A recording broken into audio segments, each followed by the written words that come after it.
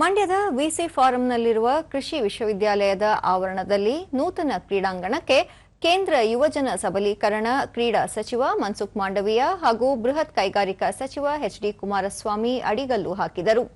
ಈ ವೇಳೆ ಆದಿಚುಂಚನಗಿರಿ ಮಹಾಸಂಸ್ಥಾನದ ಪೀಠಾಧ್ಯಕ್ಷ ಡಾ ನಿರ್ಮಲಾನಂದನಾಥ ಸ್ವಾಮೀಜಿ, ಶಾಸಕರಾದ ದರ್ಶನ್ ಪುಟ್ಟಣ್ಣಯ್ಯ, ಮಂಜುನಾಥ್, ಮಾಜಿ ಸಚಿವ ಸಿಎಸ್ ಪುಟ್ಟರಾಜು ಸೇರಿದಂತೆ ಹಲವು ಮುಖಂಡರು, ಜನಪ್ರತಿನಿಧಿಗಳು ಉಪಸ್ಥಿತರಿದ್ದರು.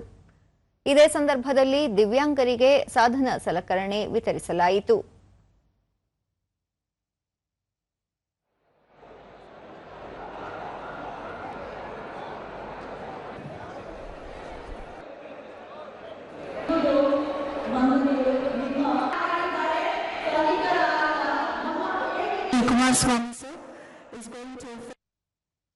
ಬಳಿಕ ಮನ್ಸುಖ್ ಮಾಂಡವೀಯ, ಖೇಲೋ ಇಂಡಿಯಾ ಯೋಜನೆ ದೇಶದಲ್ಲಿ ಕೆಳಮಟ್ಟದ ಕ್ರೀಡಾ ಸಂಸ್ಕೃತಿಯನ್ನು ಪುನರುಜ್ಜೀವನಗೊಳಿಸಲು ಮತ್ತು ಭಾರತವನ್ನು ಶ್ರೇಷ್ಠ ಕ್ರೀಡಾ ರಾಷ್ಟ್ರವಾಗಿ ರೂಪಿಸಲು ಕೇಂದ್ರ ಸರ್ಕಾರ ಜಾರಿಗೆ ತಂದ ರಾಷ್ಟ್ರೀಯ ಕಾರ್ಯಕ್ರಮವಾಗಿದೆ ಎಂದು ಹೇಳಿದರು.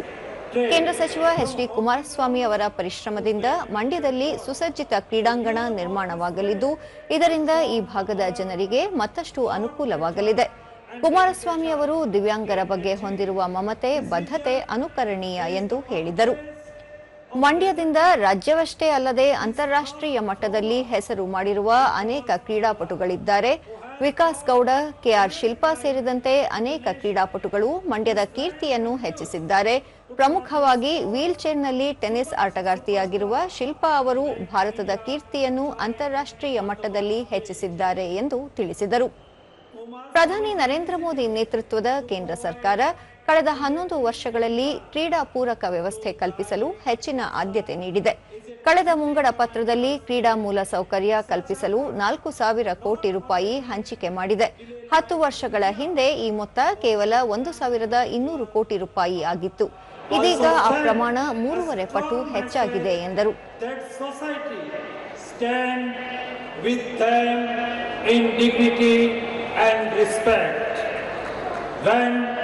Leaders come forward with such thoughtful initiatives.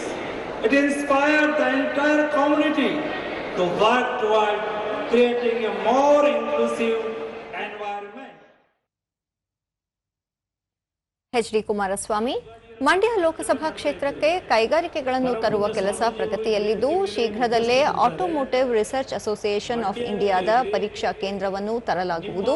VC ಫಾರಂನಲ್ಲಿ 14 ಕೋಟಿ ರೂಪಾಯಿ ವೆಚ್ಚದ ಒಳಾಂಗಣ ಕ್ರೀಡಾಂಗಣಕ್ಕೆ ಶಂಕುಸ್ಥಾಪನೆ ನೆರವೇರಿಸಲಾಗುವುದು. ಈ ಮೂಲಕ ಬಹುದಿನಗಳ ಬೇಡಿಕೆ ಈಡೇರುತ್ತಿದೆ.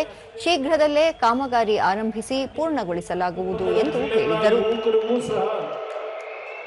ಉದ್ಯೋಗಗಳನ್ನು ಕೊಡ್ತಕ್ಕಂಥ ನಿಟ್ಟಿನಲ್ಲಿ ಈಗಾಗಲೇ ಕೇಂದ್ರ ಸರ್ಕಾರದ ನಮ್ಮ ಇಲಾಖೆಯಿಂದಲೇ ನಮ್ಮ ಅಧಿಕಾರಿಗಳ ಮನವೊಲಿಸಿ ಮುಂದೆ ಚರ್ಚೆ ಮಾಡ್ತಾ ಇದ್ದಾರೆ.